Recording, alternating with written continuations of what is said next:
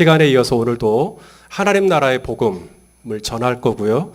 다음 주에 한 번 더 같은 본문으로 말씀을 전하려고 합니다. 예수님의 첫 설교입니다. 그 자체만으로도 의미가 있습니다. 예수님이 과연 공생애를 시작하시면서 어떤 설교를 먼저 하셨을까 되게 궁금합니다. 오늘 그 궁금증이 풀리죠. 예수님의 첫 설교, 하나님 나라의 복음이었습니다. 예수님의 첫 설교, 처음으로 하신 설교이기 때문에도 중요하지만 이 첫 설교 안에는 예수님이 이제 사역하시면서 가장 강조하고 싶은 핵심 메시지가 녹아있기 때문에 오늘 이 설교가, 오늘 이 본문이 중요합니다. 예수님은 제자들에게도 너희는 가서 이 하나님 나라의 복음, 이 천국 복음을 전파하라고 했습니다. 마태복음 24장 14절, 이 천국 복음이 모든 민족에게 증언되는 것, 이것이 우리 예수님의 꿈이었거든요. 하나님 나라의 복음, 천국 복음. 사도 바울도 사도행전에 보니까 이 하나님 나라 복음을 위해서 그의 남은 생을 불태우는 것을 보게 됩니다. 오늘 우리가 살고 있는 이 시대를 가리켜 사도행전 29장의 시대라고 그래요. 사도행전이 시작되는 1장에 예수님이 하나님 나라의 일을 말씀하시는 것으로 사도행전이 시작합니다. 그리고 사도행전이 끝나는 바울의 마지막 모습을 보니까 하나님 나라를 전파하면서 하나님 나라의 복음을 전하면서 끝납니다. 하나님 나라의 일을 말씀하시며 시작한 사도행전이 하나님 나라를 전파하며 사도행전 28장이 마친다면 오늘 사도행전 29장을 살고 있는 우리 또한 하나님 나라의 복음을 위하여, 하나님 나라의 일을 위하여, 하나님 나라의 영광을 위하여 살아야 할 줄로 믿습니다. 그래서 하나님 나라 때문에 공부도 하고, 하나님 나라 때문에 사업도 하고, 하나님 나라 때문에 목회도 하고, 하나님 나라 때문에 자녀를 양육하기도 하는 것이죠. 고객에게 전화 한 통을 받을 때도 하나님 나라 때문에, 우리가 학생들에게 수학 하나를 가르쳐 줄 때도 하나님 나라 때문에, 우리가 병원에서 환자를 돌볼 때도 하나님 나라 때문에, 하나님 나라의 가치가, 하나님 나라의 일이, 하나님 나라의 복음이 사도행전이 시작하면서 끝까지 있듯이 내 인생이 시작되면서 마칠 때까지 이 하나님 나라가 나를 사로잡고, 하나님 나라가 나를 붙들고, 하나님 나라가 나의 인생을 견인하고 하나님 나라에 붙잡힌 인생이 되는 것, 바로 이것이 우리 예수님의 꿈이요, 비전이요, 오늘 우리가 품어야 될 동일한 목적인 줄로 믿습니다. 우리는 이 하나님 나라 그러면 죽어서 가는 나라, 당신은 죽어서 하나님 나라 갈 줄로 믿습니까? 그러면 아멘 그래요. 그러니까 죽어서 가는 나라, 죽어서 가는 것이 불안하다 그러면 이제 구원 받은 것을 다시 한번 점검해보네 어쩌네 막 이렇게 나가거든요. 죽어서 가죠, 하나님 나라. 그런데요, 죽어서만 가는 나라로 하나님의 나라를 이해하면 오늘 내가 숨쉬고 발붙이고 있는 이 땅은 어떤 나라인 거예요? 죽어서만 가는 하나님 나라라면 오늘 내가 눈을 뜨고 내가 살고 있는 이 땅에서의 삶은 뭐가 되냐고요. 이 세상은 하나님이 세상을 뭐 하셨다 그래요? 사랑하셨거든요. 우리는 이 세상을 사랑하나요? 제가 지난주에 그 다른 좀 미자립 교회 가서 예배를 드렸어요. 그 교회에 갔더니 이제 한 성도님이 기도를 하시는 거예요. 하나님, 우리를 세상 가운데서 버려두지 않으시고 우리를 구별하셔서 이 교회에 와서 예배 드릴 수 있게 해주셔서 감사합니다. 그래서 저도 아멘 했어요. 그런데 아멘은 했지만 저 딴에는 가로 열고 가로 닫고가 있었죠. 여러분, 우리가 생각하는 이 세상은 내가 거기서 떠나야 할 어떤 대상, 내가 세상에는 절대 있으면 안 되는 세상, 세상은 내가 몸을 담그거나 발을 담그면 안 되는 곳. 우리 하나님은 이 세상을 사랑하셨다니까요. 우리 하나님은 이 세상을 사랑하셨어요. 그래서 하나밖에 없는 독생자를 주셨어요. 지금 때가 되니까 또 선선한 바람이 붑니다. 이런 계절을 주관하시는 것도 산이며 나무며 바다며 우리 예준이 같은 그런 아주 달콤한 웃음, 아기의 웃음이며 이 모든 것, 이게 다 하나님의 걸작품이라는 것이죠. 이 모든 걸 다 부인하고 그저 죽어서만 가는 하늘나라만 바라본다면 어떻게 될까요? 1919년 3월 1일 3.1 운동 때 기미독립선언서에 서명했던 민족 대표 33인 중에 16명이 개신교인입니다. 천주교인이나 이런 거, 천도교나 이런 거 빼고 16명이 개신교인이에요. 죽으면 곧장 천국행이라면서요. 죽으면 곧장 천국행인데 굳이 이 땅의 독립을 위해, 굳이 이 땅의 자유를 위해 내 목숨 걸고 일본에 저항할 이유가 있을까요? 초창기에 이 땅에 들어온 복음, 초창기에 이 대한민국에 들어온 복음은 죽어서 천국 가는 복음이 아니었습니다.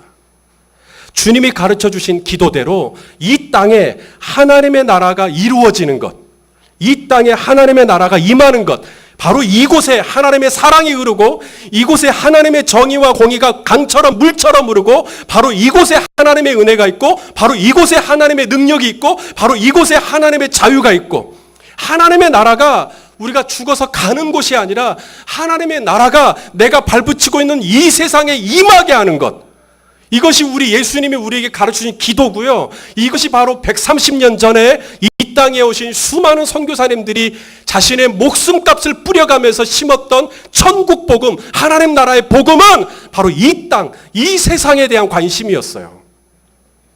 오늘 본문 예수님의 말씀도 좀 보시죠. 예수님이 오늘 뭐라고 설교하셨는가? 자, 마가복음 1장 15절입니다. 시작. 이르시되 때가 찾고 그 다음 뭐라고 돼 있어요? 하나님의 나라가 가까이 왔다. 이게 예수님의 첫 설교입니다. 때가 찾고 하나님의 나라가 가까이 왔다.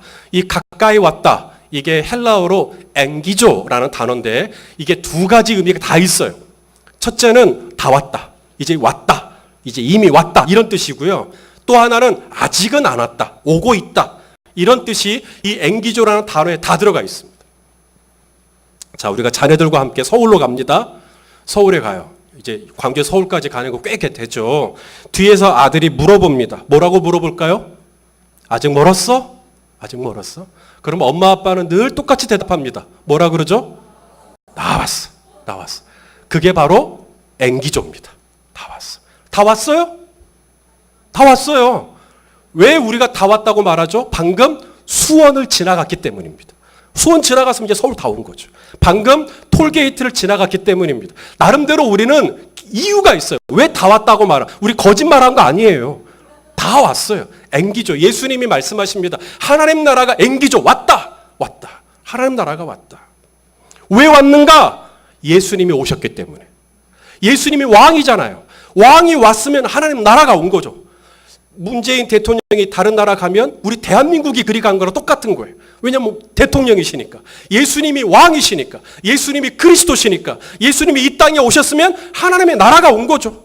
그래서 말씀하십니다. 때가 찼고 하나님의 나라가 왔다. 왜냐하면 내가 왔기 때문에. 예수님이 오셨기 때문에. 우리가 생각하는 나라와 예수님이 말씀하신 나라가 조금 다른 것 같아요.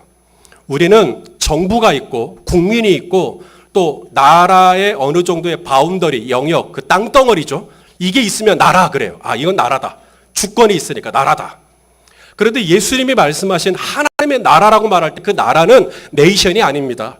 여러분이 가지고 있는 성경이 영어 성경이라면 킹덤이라고 되어 있을 거예요. 이게 헬라어로 바실레이아입니다. 바실레이아. 따라서 할래요? 바실레이아. 이 바실레이아는 네이션의 의미가 아니고요. 킹덤입니다. 킹덤. 킹덤은 왕국이죠. 왕국. 우리가 영국을 뭐라 그래요? 유나이티드 킹덤 그러거든요. 그래서 왕이 있는 거예요. 예수님이 말씀하신 때가 찼고 하나님의 나라가 왔다. 하나님의 나라가 엥기조 가까이 왔다라는 말은 우리가 생각하는 그 나라가 아니고요. 좀 더 정확한 번역으로 하면 하나님의 왕국이 왔다. 예수님의 왕국이 왔다는 이야기입니다. 예수님이 이 땅에 오신 이유, 바로 우리의 왕이 되시기 위하여 오셨죠. 자, 이가 나라라고 할 때 나라에서 중요한 것은 국민의 주권이죠. 하나님의 나라는 왕국이기 때문에 왕국에서 중요한 건 뭐가 될까요? 왕권이 되는 겁니다. 그래서 이 마가복음을 쓸 때 이 마가복음을 쓴 이유가 뭐냐면 예수님의 왕 되심, 예수님의 그리스도 되심, 예수님의 메시아 되심, 예수님의 예수님이 우리의 왕이라고, 예수님이 이 땅의 왕이라고, 예수님이 이 세상의 왕이라고, 이것을 전하기 위하여 마가가 이 복음서를 쓴 거예요. 로마의 황제가 왕이 아니라는 겁니다.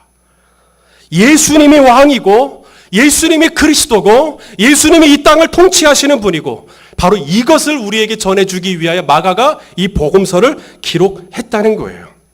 예수님이 이 땅에 오셔서 병자들을 고치십니다. 바람과 바다를 잔잔케 하십니다. 물 위를 걸으십니다. 물을 포도주로 바꾸십니다. 떡 5개와 물고기 둘로 5,000명을 먹이십니다. 귀신을 쫓아내십니다. 이 모든 사역을 행하신 이유가 있죠. 단순히 예수님이 이런 미라클, 기적을 행하는 자로 우리에게 자신을 과시하시기 위해서 행하신 게 아니라 성경은 이 모든 걸 표적이라 그래요. 표적은 사인입니다. 사인은 뭐냐? 예수님이 그리스도 되심, 예수님이 메시아 되심, 예수님이 왕 되심. 예수님이 왕이시니까 질병을 다스리시고 질병을 쫓아내는 거예요. 예수님이 왕이시니까 어둠의 권세 너 조용히 해, 너 나가. 그렇게 나가는 거예요. 예수님이 왕이시니까 물 위도 걸으시는 거예요. 예수님이 왕이시니까 물을 포도주로 바꿔버리시는 거예요. 예수님의 왕 되심을 우리에게 증거하기 위해, 예수가 그리스도라는 것을 우리에게 나타내시기 위해서 예수님이 이 모든 일들을 행하셨던 겁니다. 자, 마태복음 12장 28절 말씀이 있는데요. 같이 한번 읽어보겠습니다. 시작. 그러나 내가 하나님의 성령을 힘입어 귀신을 쫓아내는 것이면 하나님의 나라가 이미 너희에게 임하였느니라. 아시겠어요? 왜 귀신을 쫓아내셨어요? 하나님의 나라가 이미 왔다는 것을 증거하시기 위해. 예수님이 그리스도로서, 왕으로서 하나님의 왕국이 이 땅에 왔기 때문에, 하나님의 왕국이 임재하셨기 때문에 어둠의 영에게 나가, 그런 겁니다. 왜냐하면 하나님이 다스리는 곳이니까, 예수님이 통치하는 곳이니까. 주님은 분명 오셨어요. 2000년 전에 앵기족 분명히 오셨어요. 그러나 아직 다 온 건 아니에요. 왜? 예수님이 재림하시기 전이니까요. 예수님이 재림하시면 이제 진짜 다 온 거예요. 예수님이 그래서 첫 번째 설교를 그렇게 하신 겁니다. 때가 찼고 하나님의 나라 바실레이아가 앵기족했다. 지금 다 왔다 라고 말씀하신 겁니다. 누가복음에 보면 예수님이 당신의 고향 나사렛이죠. 나사렛에 가셔서 마침 안식일이어서 회당에 들어가서 성경을 읽습니다. 이사야 말씀을 읽게 돼요. 자, 한번 같이 한번 볼까요? 어떤 이사야 말씀을 읽는지. 누가복음 4장 17절 19절까지 같이 봅시다. 시작.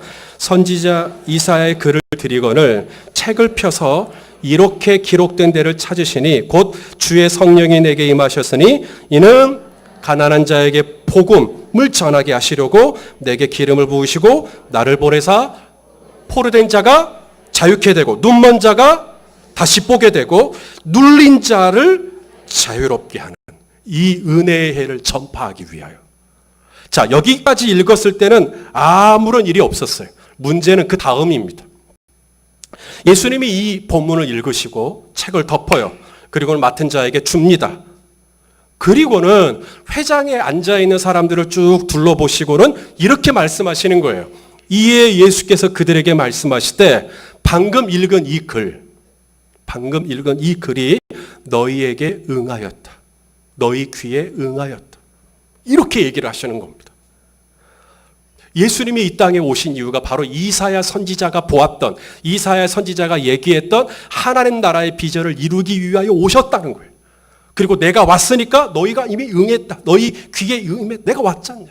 그래서 예수님이 이 땅에 오신 이유가 뭐라고요? 마음이 가난한 자를 고치며, 마음이 상한 자를 고치며, 포로된 자에게 자유를, 눌린 자를 풀어주기 위하여 예수님이 이 땅에 오셨고, 내가 지금 여기 지금 있다. 너희 귀에 응했다. 이렇게 얘기를 하니까 이제 고향 사람들이 받아들이질 못하는 겁니다.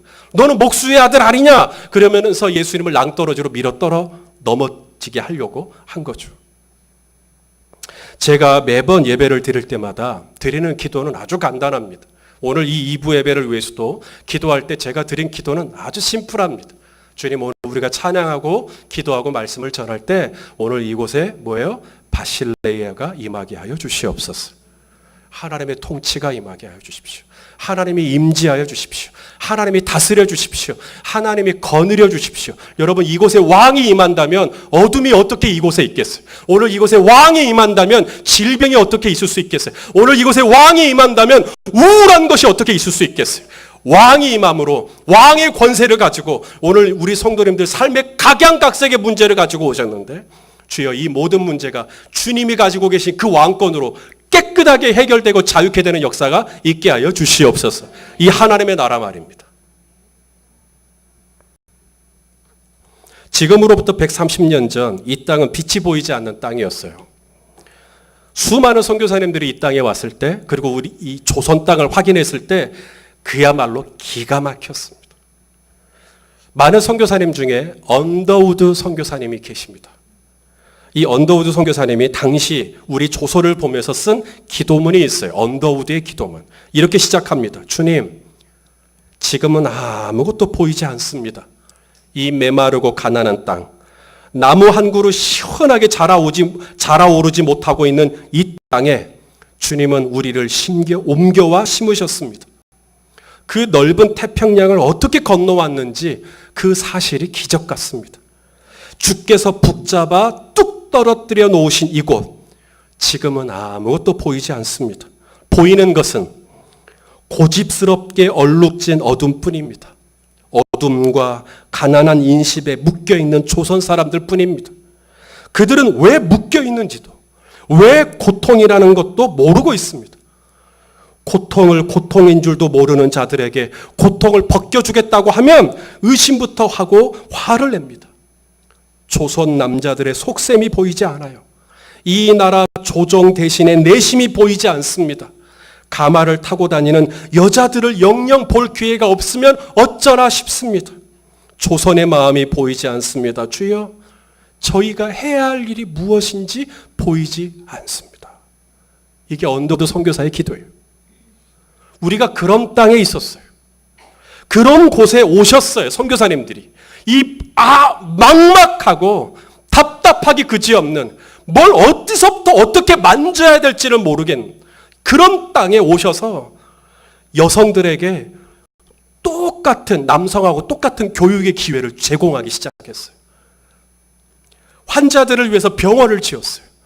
거리에 고아들이 어찌나 많은지 고아원을 짓고 이들을 돌보기 시작했어요. 여기서부터 약 1시간 정도 가면 김제 가게 됩니다.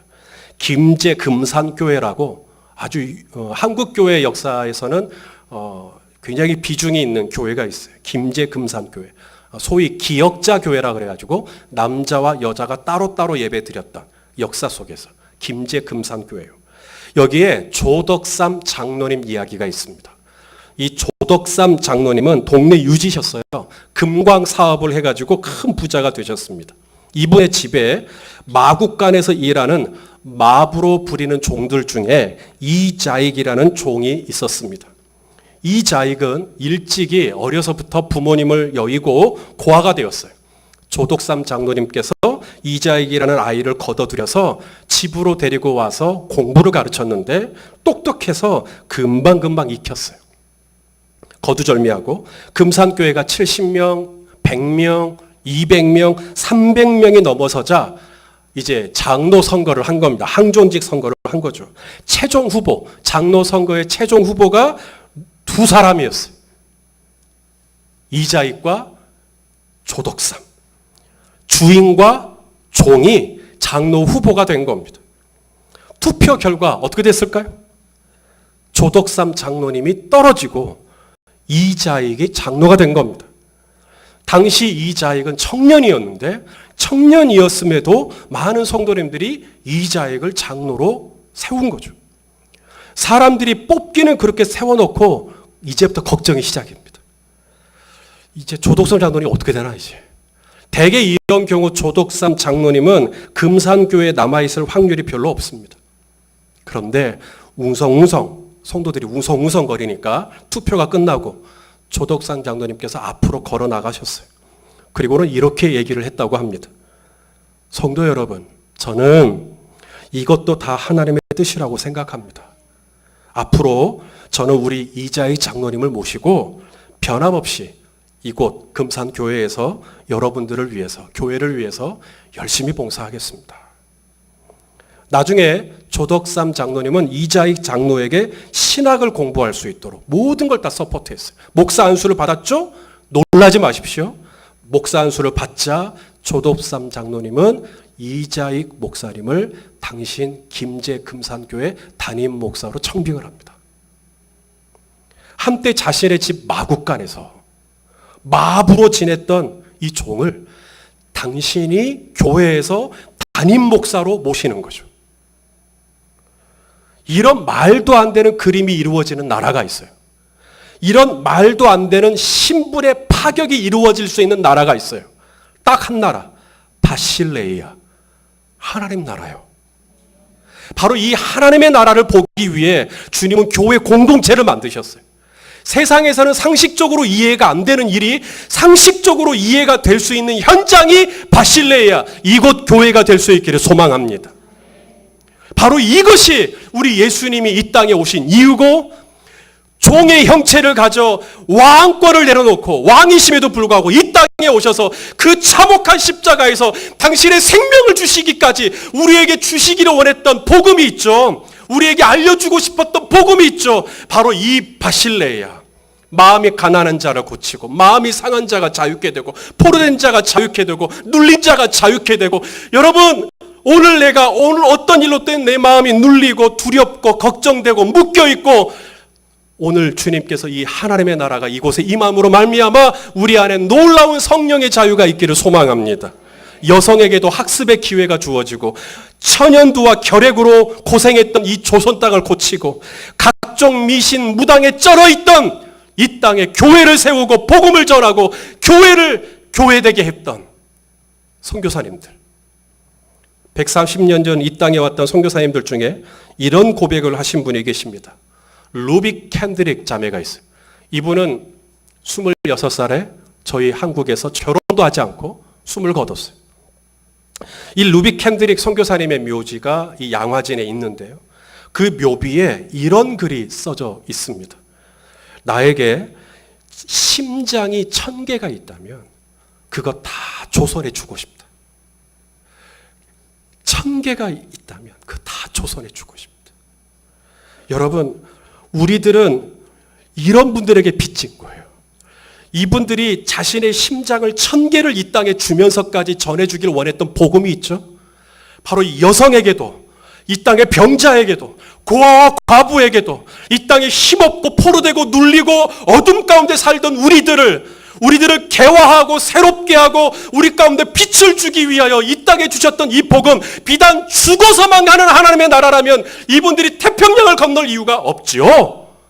이분들이 우리에게 전해주길 원했던 하나님의 나라는 내가 땅에 발붙이고 살고 있는 바로 이 땅에, 내가 있는 곳이 가정이라면 가정에, 내가 있는 곳이 학교라면 학교에, 내가 있는 곳이 직장이라면 직장에, 바로 이 바실레이아 하나님의 나라가 임하도록 하는 일을 위하여 선교사님들은 오셨고 우리에게 이 천국 복음을 전해줬고, 이 천국 복음을 받은 우리는 이제 내가 어떻게 살 것인가라고 하는 숙제 앞에 놓여져 있는 거죠.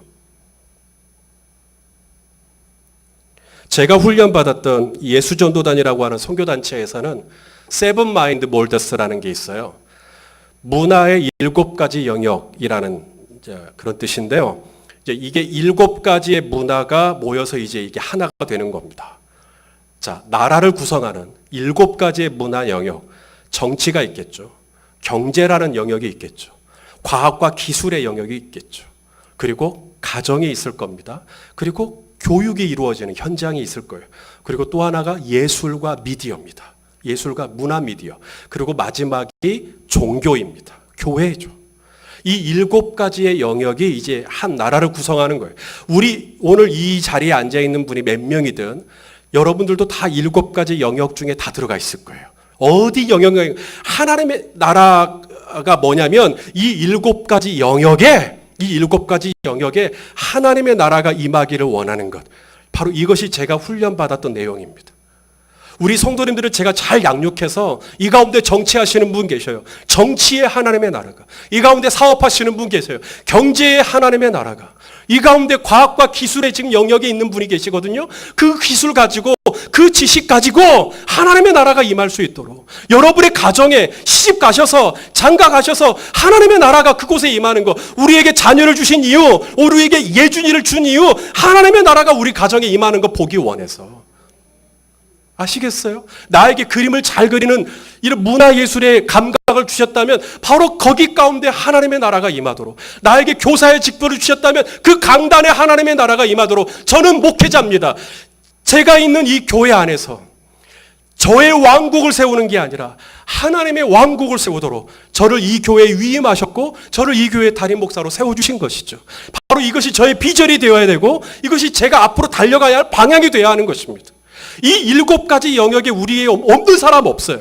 최근에는 예수누단에서 여기 하나를 더 추가했어요. 커뮤니케이션. 이걸 하나를 추가해서 8가지다라고 말을 했지만 아무쪼록 이 7가지 영역, 8가지 영역 중에 속하지 않은 분은 이 가운데 아무도 없습니다. 원하는 건 뭐냐면 주님이 이 땅에 오셔서 우리가 발붙이고 살고 있는 그 현장에 하나님의 왕이, 하나님의 그리스도 되심이, 하나님의 통치가, 하나님의 다스림이, 하나님의 영광이 임하셔서 그곳에 있던 모든 어두운 것들, 음란한 것들, 더러운 것들, 정결하지 못했던 것들, 이것들이 물러가고 치유게 되고 깨끗해지고 그곳에 바로 하나님의 생명이 물처럼 강처럼 흐르는 이 엄청난 모습을 보기 위하여 오늘 저와 여러분을 각 영역 가운데 있게 하셨다는 것을 잊지 마시길 바랍니다. 불가능한 것처럼 보일 수 있어요. 매일 아침 톱뉴스로 정치 기사를 보느라면 혀가 끌끌 차지죠. 정말 의사당에 과연 하나님의 나라가 임하는 걸 볼 수 있을까? 우리 성도님들이 대표기도 하죠. 하나님, 정치인들이 하나님을 경외하는 마음으로 이 땅의 국민들을 살필 수 있게 해달라고. 우리 성도님들이 그렇게 이야기하는 사이에 은연중에 벌써 하나님의 나라가 여의도 국회의사당에 임하게 해달라고 기도하고 있는 거랑 똑같은 것입니다. 그렇게 하는 거예요. 하나님, 내가 오늘 이제 경제 영역 가운데 있는데 하나님, 이곳에 하나님의 나라가, 하나님의 정직함이, 하나님의 순결이, 하나님의 은혜가, 하나님의 깨끗함이 임할 수 있도록 하나님, 나를 사용하여 주십시오.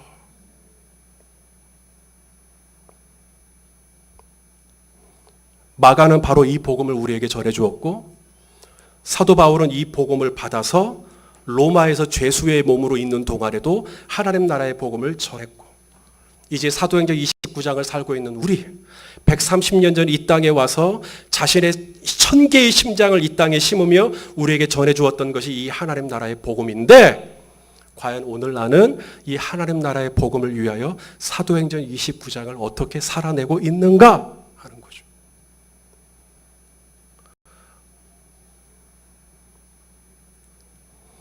예수님께서 오순절날 성령의 모습으로 교회에 임하신 이유가 있습니다. 성령으로 오신 이유, 교회에서 방언하라고? 아닙니다. 몸 아프신 분들 치유해 주라고? 물론 필요하지만 그것만이 아닙니다. 예언하라고? 예, 성령이 임하고 예언하고 좋죠. 방언하고 치유하고 좋죠. 그런데 여러분, 정말 예수님이 오순절날 이 땅에 성령으로 오신 가장 궁극적인 이유가 있어요. 우리에게 성령으로 오셔서 우리 각 사람을 성령으로 충만케 해주시기를 원하시는 진짜 이유가 있어요. 바로 예루살렘, 유대, 사마리아, 땅끝까지 가서 오늘 저와 여러분이 발붙이고 사는 그 현장 가운데 바실레이아가 임할 수 있도록 하기 위해서 오늘 우리에게 성령을 부어주시는 것입니다. 오늘 설교를 마무리하면서 마지막으로 강조하고 싶은 한 가지가 있어요. 예수님이 말씀하시는 하나님의 나라하고 우리가 생각하는 나라하고 개념이 좀 다를 수 있다는 겁니다. 나라라고 번역을 해버렸기 때문에 그래요. 왕국이라고 번역했으면 이게 좀 달라지는데 나라라고 번역을 해버리니까 우리는 또 그렇게 막 생각을 하는 거죠. 예수님이 선포하신 나라는 엄밀하게 말하면 왕국입니다. 예수님이 왕 되신 왕국이요. 오늘 이곳에 이 예수님의 왕국, 하나님의 왕국이 임하면, 하나님의 통치가 임하면 모든 어둠이 떠납니다. 우울하고 슬프고 좌절하고 근심하고 그것들이 발붙일 수가 없어요. 그 빛이 임할 때 어둠이 떠나듯이 예수님의 왕되심, 하나님의 왕되심이 임할 때 오늘 우리 성도님들이 눈을 보지 못하게 하고 귀를 듣지 못하게 하고 목소리가 나오지 못하게 하고 어떤 것이든 하나님께서 치유하시고 깨끗하게 해주시기를 소망합니다. 여기서 놓치면 안 되는 또 다른 왕권을 소개하겠습니다. 하나님의 왕권, 예수님의 왕권, 이것도 하나님의 나라죠. 또 하나의 왕권이 있어요. 성도의 왕권입니다. 저와 여러분에게도 이 왕권이 있다라는 것을 절대로 잊으시면 안 됩니다. 자, 이 왕권이, 나에게 왕권이 언제 주어졌는가? 예수님이 부활하시고 승천하셔서. 자, 에베소서 2장 4절 6절 우리 다 같이 읽어봐요. 시작. 긍휼이 풍성하신 하나님이 우리를 사랑하신 그 큰 사랑을 인하여 허물로 죽은 우리를 그리스도와 함께 살리셨고 너희는 은혜로 구원을 받은 것이라. 자, 우리를 살리셨고요. 그리스도와 함께 살리셨고요. 함께 일으키사 그리스도 예수 안에서 어디에? 하늘에요. 저와 여러분이 어디에 있다고요? 하늘에 앉아 있어요. 하늘에 앉아 있어요.